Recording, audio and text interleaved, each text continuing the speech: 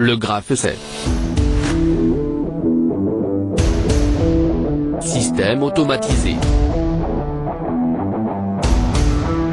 Présentation. Liaison orientée. Étape initiale. Action associée à une étape. Préactionneur, contacteur, distributeur, actionneur, moteur, terrain, lampe. Étape. Transition. Numéro d'étape. Réceptivité associée à une transition. Capteur, présence, bouton poussoir, et ce terrain. Une réceptivité est une équation logique. Porte fermée et bouton appuyé. Règle n degré 1. L'initialisation précise l'étape ou les étapes actives au début du fonctionnement. On la repère en doublant les côtés des symboles correspondants. Il peut y avoir plusieurs étapes initiales dans un graphe 7. Les étapes initiales sont activées inconditionnellement en début de cycle. Règle n degré 2. Une transition est soit validée, soit non validée. Elle est validée lorsque toutes les étapes immédiatement précédentes sont actives. Elle ne peut être franchie que lorsqu'elle est validée, et que la réceptivité associée à la transition est vraie. Règle n degré 3. Le franchissement d'une transition entraîne l'activation simultanée de toutes les étapes immédiatement suivantes et la désactivation de toutes les étapes immédiatement précédentes. Chronogramme d'évolution. Divergence, convergence en ou. Une voie ou une autre voie, solution alternative. Un simple trait. Une réceptivité par conflit. Si les réceptivités droite et gauche sont à un avant l'activation de l'étape 18, il y a conflit. Les deux transitions vont être franchies et les étapes 20 et 30 seront actives. On peut éviter le conflit en inhibant une réceptivité par le complément de l'autre. Avec conflit. Sans conflit. Divergence, convergence en et. Une voie et une autre voie. Cela permet de réaliser plusieurs tâches en même temps. Un double trait.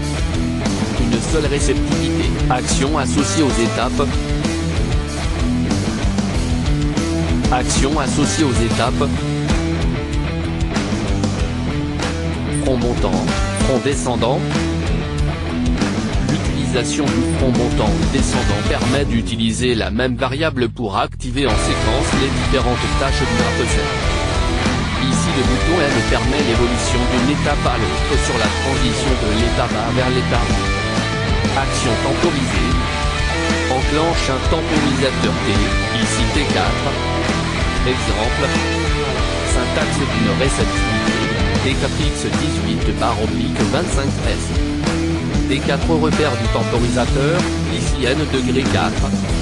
X18 numéro de l'étape qui lance la temporisation. 25S durée de la temporisation.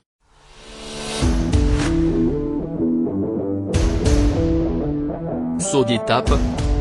Saut de l'étape 12 à l'étape 15 si la réceptivité est .E est vraie. Compteur. Un compteur peut être utilisé pour réaliser un cycle d'un certain nombre de fois. Le compteur peut être incrémenté +1, décrémenté -1, mis à 0 ou mis à une valeur donnée. On peut utiliser les signes dans les réceptivités. Commentaire. On peut indiquer le rôle d'une étape sans action associée à l'aide du crochet. Synchronisation. On peut rendre l'évolution de deux graphes C interdépendantes en utilisant par exemple les mémoires d'étape. Les mémoires d'étape du graphe C servent dans les réceptivités d'autres graphes C. Dans l'exemple, l'étape 6 est utilisée comme réceptivité pour la transition 14 vers 15. De même, l'étape 15 est utilisée comme réceptivité pour la transition 7 vers 8. Sous-programme. Le sous-programme est représenté dans la case action par un rectangle dont les côtés verticaux sont doublés.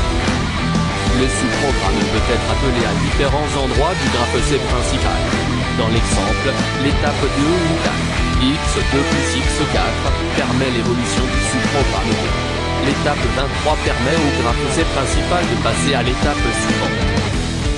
L'étape 1 ou 3 permet au sous-programme de revenir à son étape initiale. Exemple de résolution de problème. Accès à un parking.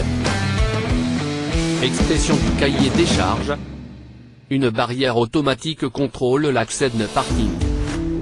Seuls certains conducteurs munis d'une clé ou d'une carte magnétique sont autorisés à en commander l'ouverture. Après la commande de l'ouverture, l'accès est possible durant 15 secondes. Fonction globale. Elle se traduit par l'actigramme de niveau A0 de l'analyse fonctionnelle descendante. Le graphe C du point de vue système.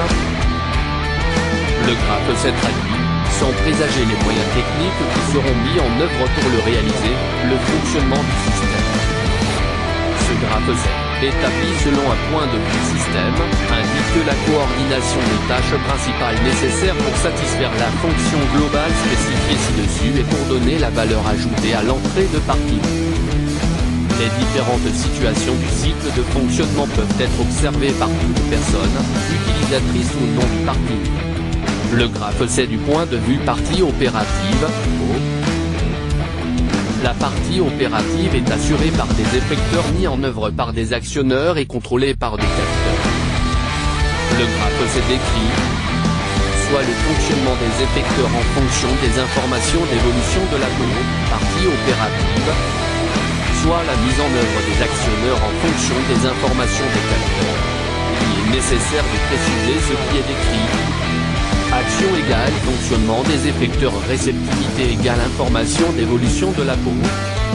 Ou action égale mise en œuvre des actionneurs, réceptivité égale information des capteurs. Exemple, actionneur plus capteur, fin de course plus consigne pupitre. Le graphe C du point de vue partie commande, PC. Les actionneurs étant définis dans la partie opérative, le choix technologique des préactionneurs permet d'établir le graphe C de la partie commande, PC. Il y correspond à ce qui est réellement commandé par l'automate. C'est ainsi que, pour le système barrière de parking, il est choisi un contacteur KM1 pour le moteur sens levé. Un contacteur KM2 pour le moteur sens baissé. Les capteurs fin de course sont ceux définis précédemment, FCL, FC2, ainsi que le capteur du lecteur de carte d'accès. La temporisation est assurée par l'automate. Définition de la partie opérative. Moteur réducteur. À deux sens de marche. Schéma de puissance. KM1 commande un sens de marche. KM2 l'autre sens de marche. Définition de la partie commande.